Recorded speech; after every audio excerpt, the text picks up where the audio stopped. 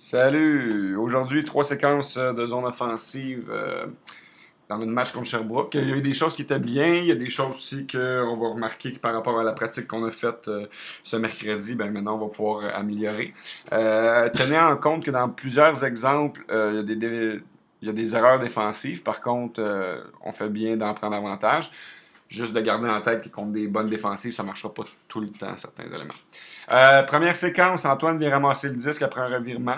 Les joueurs sont en train d'aller se placer dans le stack. Yann au fond, Matt en avant. Et ça va commencer avec une erreur défensive. Puis Yann va se ramasser vraiment ouvert, seul du côté ouvert. Fait que c'est une bonne chose. Il part du fond, il s'en vient attaquer l'espace ici. On regarde la séquence. OK. Regardez, son défenseur dormait, Yann vient de passer, boum, on est du côté ouvert en plus. Fait que grosse erreur défensive, par contre, on en a profité. C'est sûr que c'est un point. Sûr que c'est un point. Sauf si... Boum, on a un autre gars qui part du stack comme ça. Sa défense, il était ouvert aussi, mais n'oubliez pas, on veut attaquer vers le lanceur et non à 90 degrés dans le terrain. La séquence continue. On remet vers l'arrière. Boum, on regarde en avant. On remet. Boum. Et ça finit sur le turn. Le turn à cause de la boîte. Par contre, ça, je veux que ça. C'est un succès, ok? J'aime vraiment la façon dont Henry remet à Antoine. Puis quand il décide de remonter dans le stack, il reconnaît. Regardez bien son défenseur, là, comment il fait une erreur. Il se retourne face au disque. Il est parti, il est vers le centre du terrain. Henry reconnaît là, ici. Hey, si je mets les freins puis je reviens, c'est sûr que je suis ouvert qu'on vient de faire un gainer. Fait que si on enlève l'élément de boîte, c'est vraiment une bonne chose. Antoine le voit aussi. C'est Antoine qui lui signale en fait. Fait que ça serait dans d'autres conditions un super jeu. Deuxième séquence.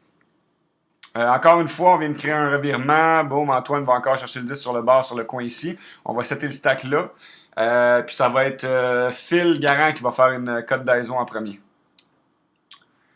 On sort un peu à 90 degrés.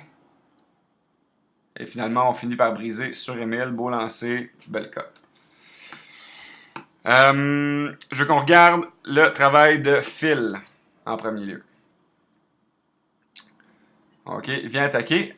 Bon, le lancer n'est pas parti. Qu'est-ce que Phil fait après? Ce qu'on a vu mercredi, qu'on va vouloir que Phil travaille beaucoup. Peut-être, oui, on ne veut pas avoir des lancers vers le fond. Par contre, d'être agressif vers le fond, souvent, ça va créer des erreurs du défenseur qui vont nous permettre de revenir chercher le disque vers l'intérieur. Par contre, le Phil, ce qu'il fait, c'est que ma cote n'a pas fonctionné. Je retourne tranquillement vers le stack. Regardez bien. Ah, c'est un petit jogging. Toc. OK? Donc, on n'est pas agressif. C'est très rare qu'on va avoir plusieurs options de cote pour un même lanceur. On regarde maintenant le travail d'Émile. On revient sur la même séquence. Matt sort, revient. Et là, maintenant, dans notre nouveau système où on sait que Matt va recycler sa cote, puis il va travailler très fort pour s'ouvrir pour Antoine, ben, on veut pas que Émile sorte tout de suite. Regardez, là. Phil va revenir vers le centre. Émile s'en va vers le centre. Peut-être que ce défenseur-là pourrait faire une défensive sur Phil. On ne souhaite pas ça. Par contre, beau travail d'Émile. Ce que j'aime par contre par la suite, c'est que, regardez le défenseur ici. Vous comprenez qu'avec les tipping points et les pas de barrage, on ne fait pas une superbe défensive ici là, par ce défenseur-là. Et Émile va vraiment le faire payer. Fait que juste faire attention. Un cutter qui va, travaille très fort. On reste avec ce cutter-là plusieurs fois. Puis essayer de donner des espaces vers le 10 dans vos cotes.